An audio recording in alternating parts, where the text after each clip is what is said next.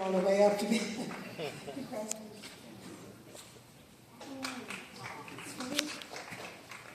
Thank you. Wow.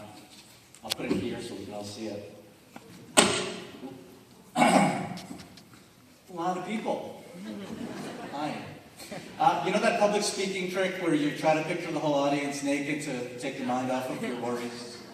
I kind of got it wrong.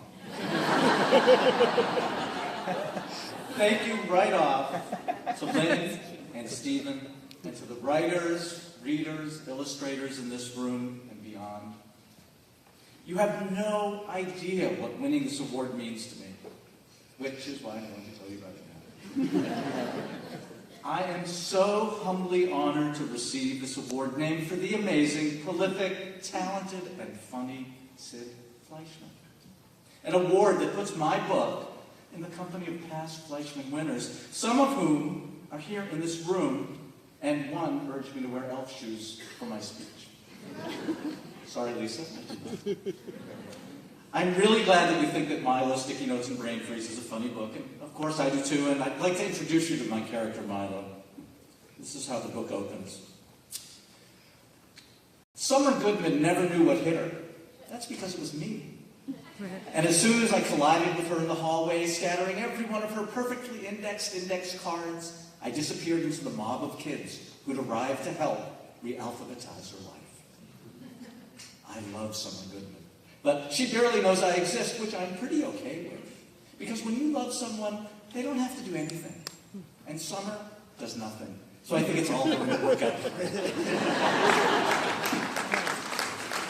I thought I'd tell you a little bit about my writer's journey of how I got to here. It's always helpful to hear. I know as we all struggle along the path, it's always good to hear a little bit of a story. My first book was Pond Scum, and I will admit right now that I am lucky. I am lucky to have a wonderful wife who encouraged me to write a book after years of my TV scripts, where the narrative descriptions never saw the light of day. I am lucky to have a son who loves reading and comedy, and who laughs at the funny, but isn't afraid to tell me when it isn't. I am lucky to have weathered the rejection long enough to have the incredible Jill Grinberg call me to say that yes, she loved Pond Scum and wanted to be my agent. I am lucky to be standing here right now knowing what you all look like in your pajamas. You can't say that when you get a new bird. Milo is my second book, but it's not the second book that I started. After Pond Scum, I dove into World, the story of Fuzz and Chump Unger, siblings who've lived their entire lives confined to the street where they were born. Nothing else existed until they were propelled beyond the stop sign and into a twisted universe and a destiny yet to be fulfilled. It was silly. It was tense. It went AWOL around page 93.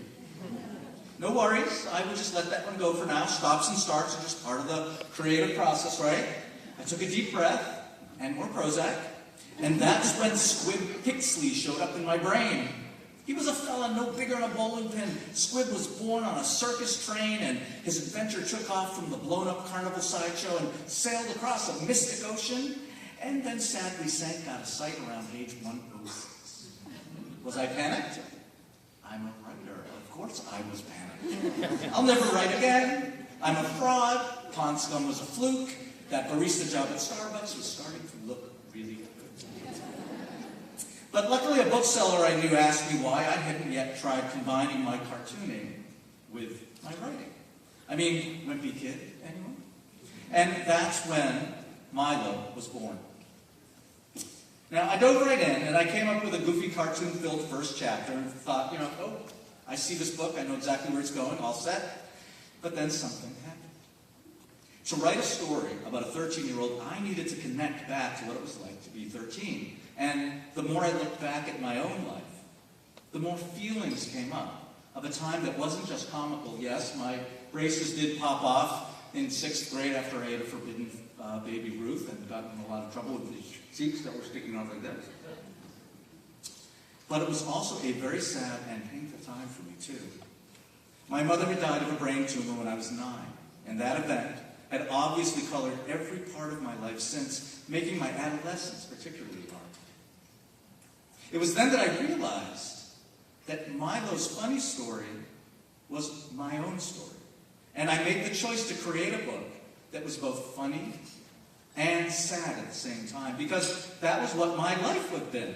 Even after my mom's death, I was still a funny kid, just a kid who found himself living in a fog-filled world.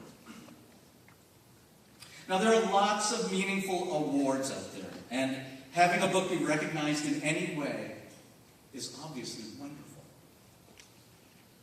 But I set out to write a book that would make kids laugh as they went along with and connected to Milo's emotional journey.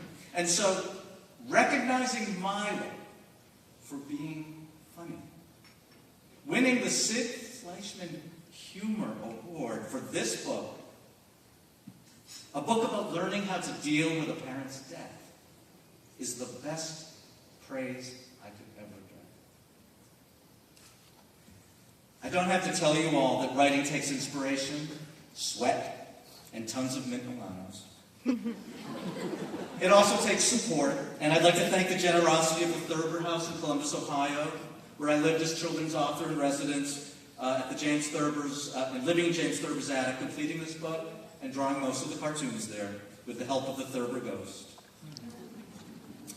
I also share this honor with the people at Simon & Schuster Aladdin who fell in love with Milo, and especially Karen Paprocki, the art director who guided my cartoons to life. But I honestly could not be here today, and Milo would not be a book without my amazing, funny, generous editor at Aladdin Books, Lisa Abrams.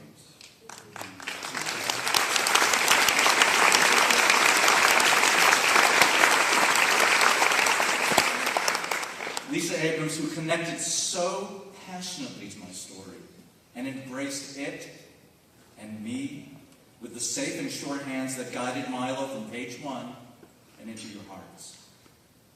I say it again, thank you. You have changed my life. In closing, I'd like to read a passage from Milo. It's near the end of the book. The chapter begins with this cartoon. This is Milo thinking back, and he says, in my family, we had lots of code words. Said French fry, you had to go to bathroom number 1, and I really need French fry. So if my dad had to go away on business, and Mom says, Milo, don't you want to say goodbye? And he goes, no, because I hated saying goodbye. So we drive into the airport and shout, tuna fish! People thought we were nuts. And there's Milo screaming, mashed potatoes and gravy!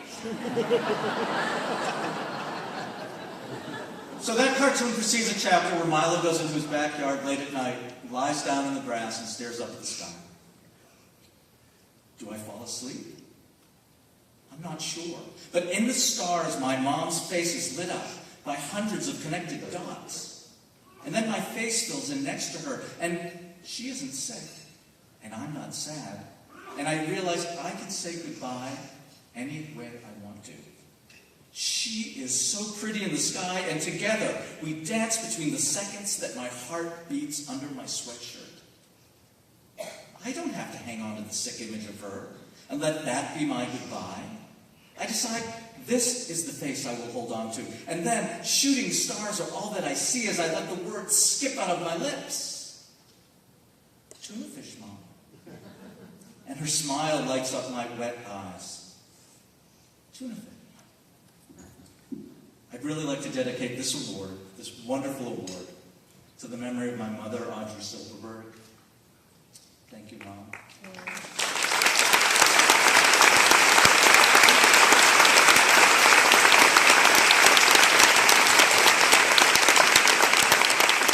And to all of you, I just want to say, tuna fish. Oh, wait. And my wife didn't come, so I have to